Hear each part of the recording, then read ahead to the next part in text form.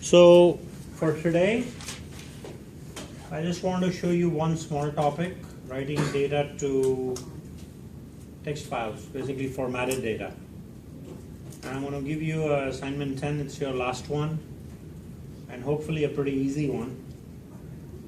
And then we'll talk about the final and preparing for it.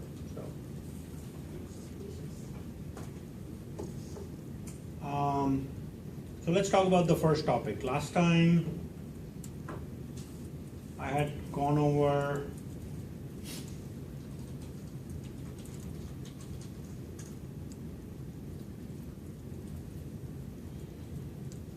file I/O concepts. What is a file? What is the file system and interactions with the operating system? And then we talked about using file reader, file writer, buffered reader, buffered writer. So today we're going to just look at one small example of how to write formatted data to text files, and then we can talk about assignment 10.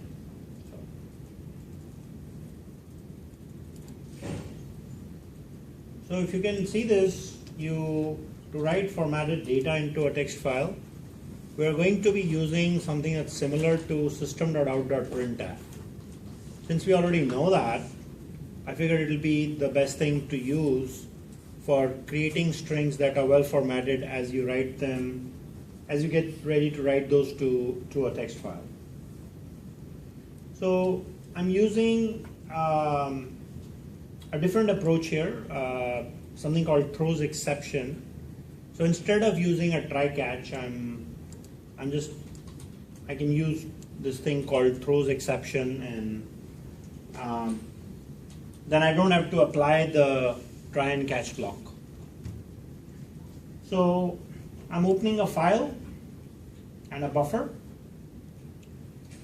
and then this is the key, how to create a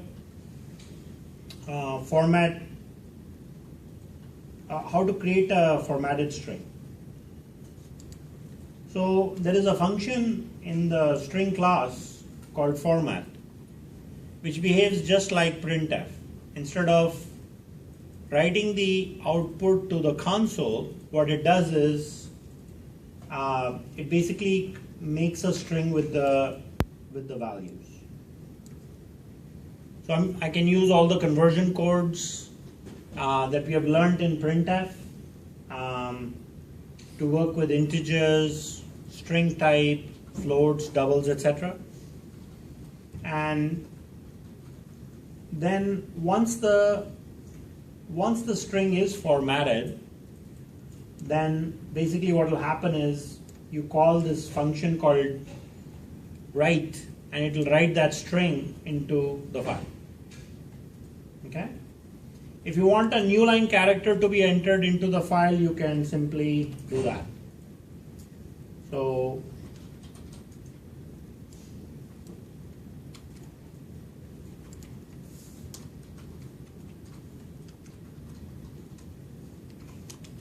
of course, loops and other things can be used to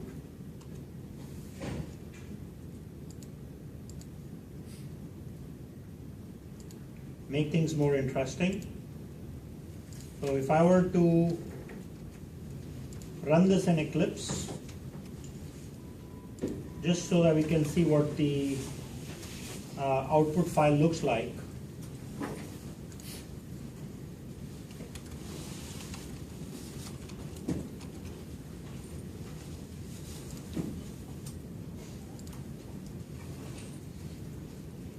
So I guess Eclipse is starting up.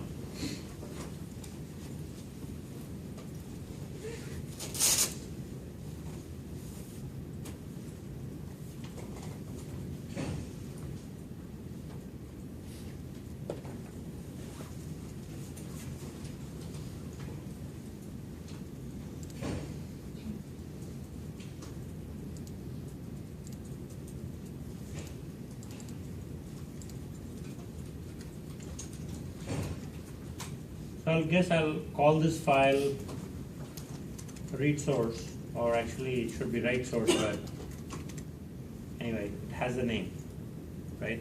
Since the class is named that way already. So I'm going to go ahead and run this.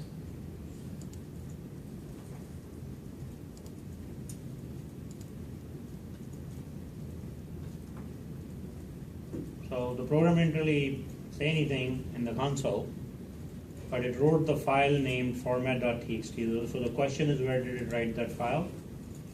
If I go and look at the location of the, if I look at the project properties, that'll give me a starting point. So I'm going to go into the file IO folder, and it puts it on the very top. You already know this folder structure in Eclipse. You have a source directory, a bin directory, but the format file is right there that I wrote. And as you can see, it's writing the output like you see. So, okay. So the goal is to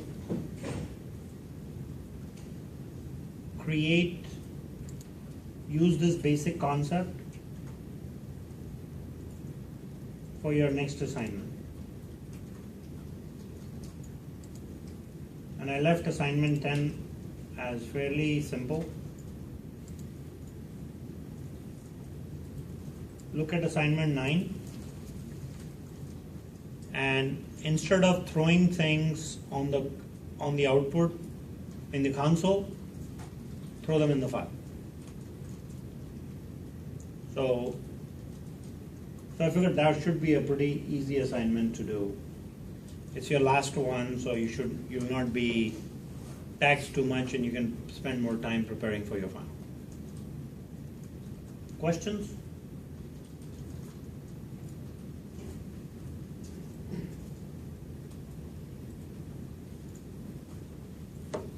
So assignment 9, which most of you guys are done with, had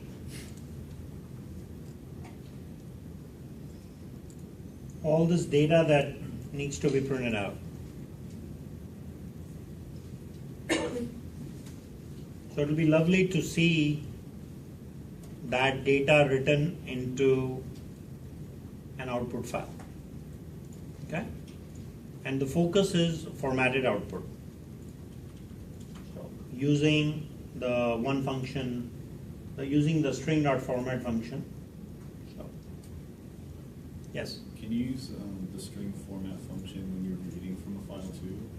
No. It's just writing. It's only for, well, it formats a string for output. If you have to read formatted data from a file, then you're better off reading using the scanner class and reading the entire line. And then there are functions like string tokenizer or string builder that can be used for parsing different data types one at a time. Gotcha. Okay. I did not, or I'm not covering the formatted input file this quarter. Okay. But if it's to be done, that's how it's done. Okay, so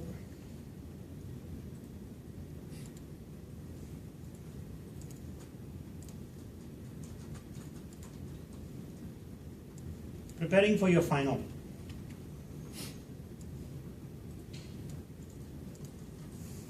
So final is on Wednesday, March 25th. Is it 26th? The assignments were page since 26 on Thursday. 1 second. Sounds good.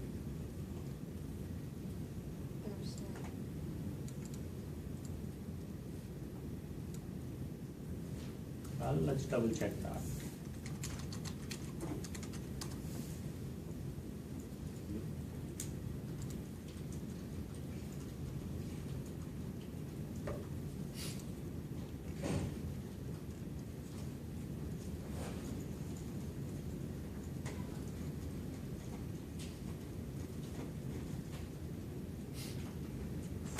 classes that do not meet on Thursday, starting at 3:30.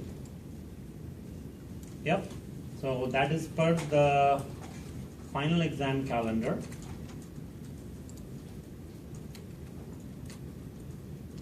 So it's on March 26th.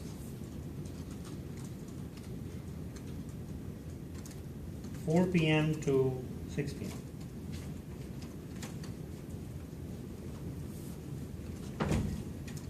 In room that we have our class in, what are we in, what, 311, right? Or 312? 311. Oh, yeah. I just show up. Hard to remember room numbers. So this is a 2-hour final.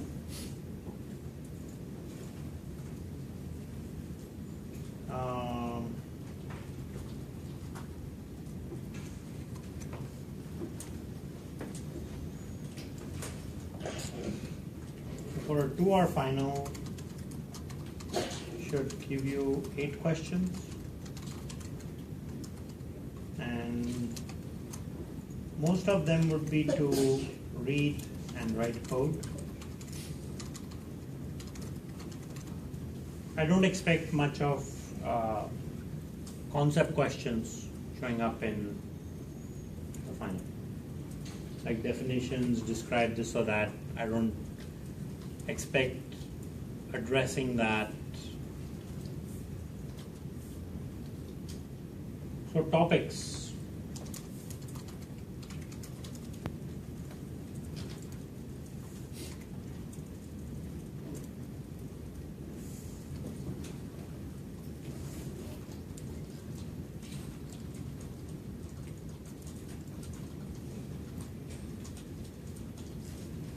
So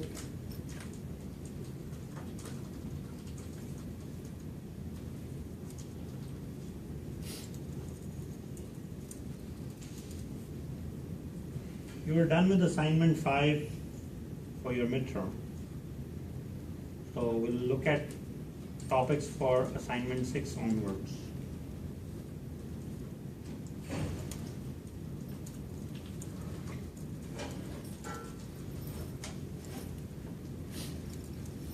So working with loops. Although I can test you on almost all the topics, 80% of questions are on the following topics.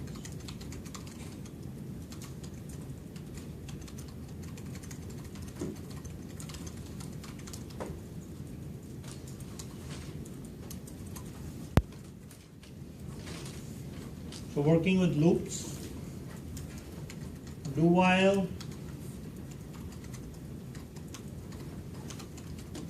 and for. Nesting loops,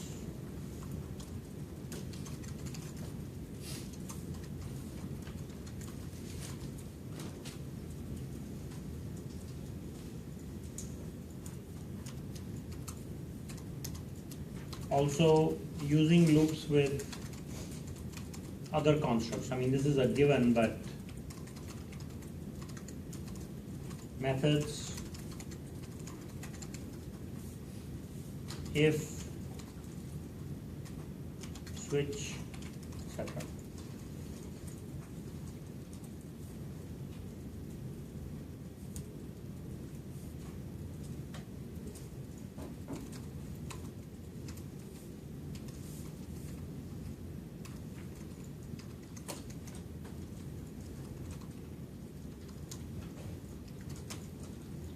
Then you have working with methods, declaring methods,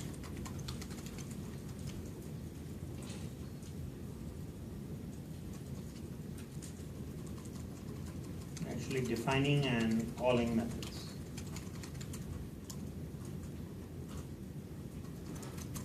A relationship between arguments and parameters.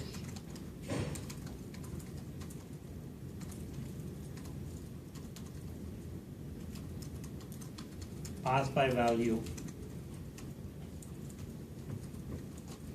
If you remember, swap function failed. Right? Swap function failed in swapping numbers. That might be a recollection from that week.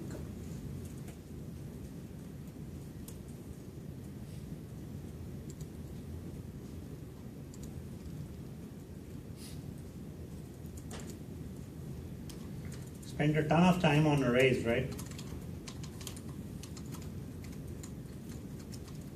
One-dimensional arrays.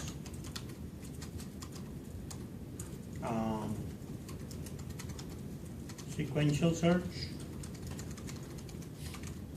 both with sorted or unsorted array.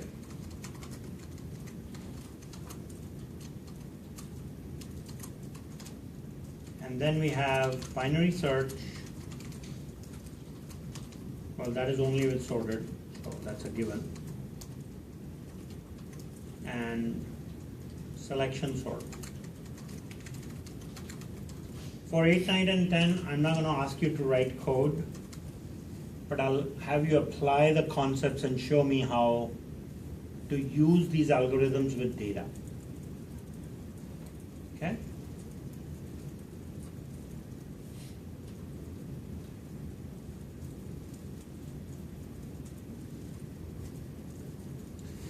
Then we have file I/O with text files. Basically reading and writing data.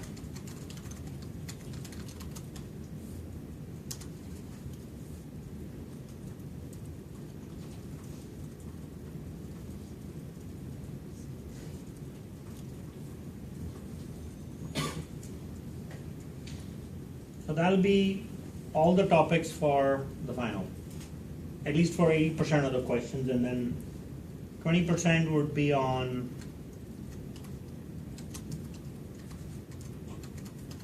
stuff covered before the midterm. Mostly on coding side. Okay.